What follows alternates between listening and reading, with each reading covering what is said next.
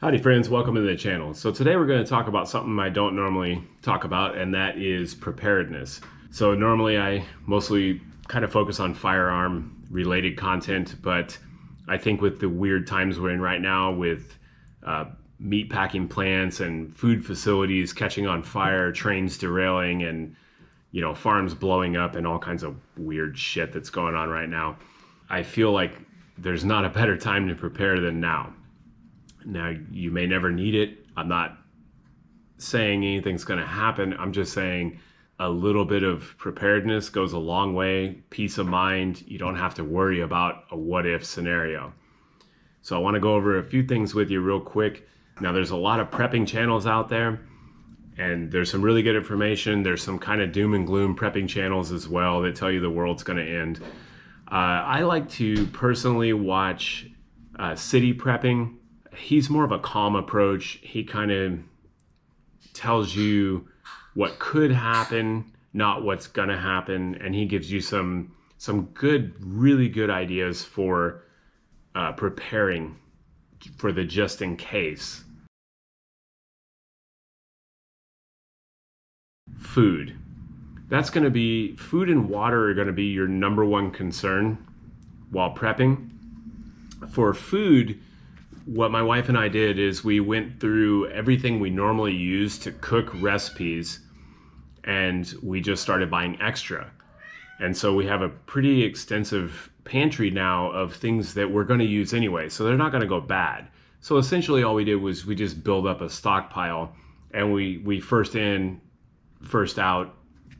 That way nothing expires. We're not wasting any food, but we've got a pretty good amount of, pantry items. The other thing you can do is supplement with some of the kind of emergency food supplies, like these cans from Augason Farms. Now, these are great because these have a 25-year shelf life, and you have a bunch of different stuff you can get from Augason Farms, from proteins to, veggies like these potato grains. We got freeze-dried chicken here.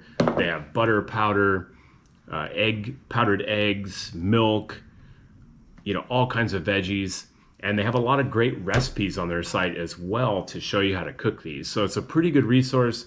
And these cans, even if you don't, you buy these, you don't use them for 25 years, that's actually great because that means nothing bad has happened.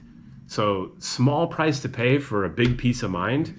I'll put a link in the description below to Augason Farms. Now, water, it really depends on the amount of storage space you have. So I keep about 50 gallons of water in the house typically. Probably not enough. I'd like to have a little more, but that's a good start. Gravity filters are a good idea. Life straws are good to have. Anything you can do to make sure you're not reliant on the systems in place that may crash. Medical supplies. Now, I'm talking everything from aspirin, hydrogen peroxide, alcohol, things like that, all the way up to an IFAK kit. Now, I like to buy the refills on the IFAK kit because they're a little bit cheaper than buying them all in a nice bag. I have a medical bag that I keep in the house and one in the car, and these refills just go in there, and they're pretty cheap. You can find those on, Amazon, eBay, sites like that. Along with that, medical training is a good idea. I don't have any formal medical training. I do, however, really like this book, which is the Survival Medicine Handbook. Now, you're not going to be, a first responder or an EMT or whatever after reading this book, but it does give you some basic knowledge, and I found it to be pretty helpful. But if you can get some type of formal training, there are some outdoor survival courses, things like that you can take. Not a bad idea.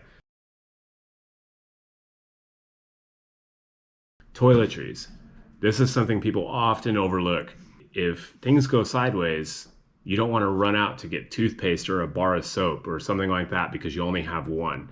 Feminine products. If your wife, all of a sudden says, I'm out of tampons, are you going to get out in the looting and the rioting that may be happening to go get that? You don't want to get out when it's not like that. You're not going to want to go out and do that. So buy ahead, stockpile a little bit, just so you know you have it. It's really not buying anything you don't already use. It's just buying a little more each time of things that you do already use. They're not going to go bad. You're not wasting money. You're actually just stretching it out over a longer period of time.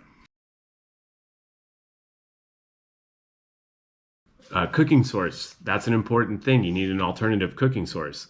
If in a grid down scenario, you're not going to have electricity, and your gas stove may work for a while, but it might eventually go off too. So I like to have, a propane stove or a, wood stove, something I can cook outside with, even a barbecue pit if you have enough fuel for that. Just something to be able to cook your food on. Army surplus is a good place to go for that. They sell the little kind of emergency stoves and things like that, and you can get them pretty reasonably. Light source, another thing. Flashlights, battery powered lanterns, those are a good idea if you have enough batteries to supply those for a long period of time. I personally like to go to garage sales. I find things like Coleman cooking stoves, Coleman lanterns. In fact, I just bought a couple Coleman lanterns a couple weeks ago. $10 for both lanterns. Nothing wrong with them except the mantle needs to be replaced, which I replaced those. I got 2 working Coleman lanterns. There are light sources that are pretty reasonable and pretty cheap to stock up on. One of the more important things, I think, is grow your own food. Whether you live in an apartment or you live in a house, you can grow your own food. You don't have to be a green thumb. You can get foods that are very easy to grow. If you live in an apartment, food will grow in pots. So I got a buddy of mine who lived in an apartment. His whole balcony was covered in edible plants. He could basically feed himself off his own patio for a long, long time. If you have a yard, make use of it. Plant some edible plants. Don't rely on what the stores have. So here in Texas, a few years back, we had a big freeze. The stores threw out most of the frozen foods and all the perishable foods, and you just couldn't get a lot of stuff for a while. And that was only for half a week or so before they resupplied. Imagine if it was half a month or 2 months or longer. You should have your own supplemental food. Increase what you already buy to a level that you could sustain a month or 2 months or 3 months of not being able to go conveniently to the store. I run into people all the time in this city that have 3 days of food in their house. And we live in a hurricane area. So in a hurricane, you may not be able to get out for 3 or 4 days. That's crazy. You have 3 days of food. What if something catastrophic happens? What if a hurricane knocks down the power I was without power from a hurricane for 3 weeks. Now, luckily, all the grocery stores weren't, but they could have been. You need to prepare for that kind of thing. Just simple. I'm not telling you need a bunker and 6 months of food. I'm just telling you a little bit extra so you can make it through a challenging time, which right now is kind of weird, and it seems like it's a good possibility that things could get, a little worse or something kind of crazy happen.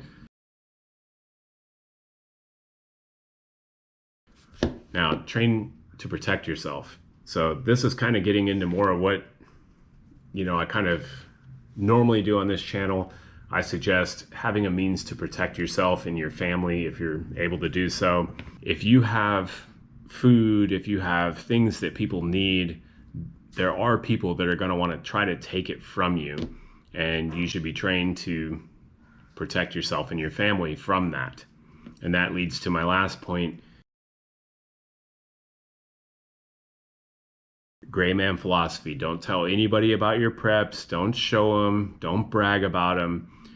You want to keep that to yourself, because if things go sideways, everybody's going to be showing up on your door like you're the grocery store. You don't want that. Some of those people may not want to pay for what you have. They may just want to take it from you. That's kind of my thoughts on the preparedness. Just build and build and build a little bit until you have enough that you feel comfortable. And you're going to use it. And like these cans, if you never use them 25 years, I'd say you're doing all right, because you made it 25 years and you didn't need them. That's worth peace of mind. So that's what I got for you today, friends. Don't forget to like, subscribe, comment. I will see y'all next time I make a video. Y'all stay safe out there.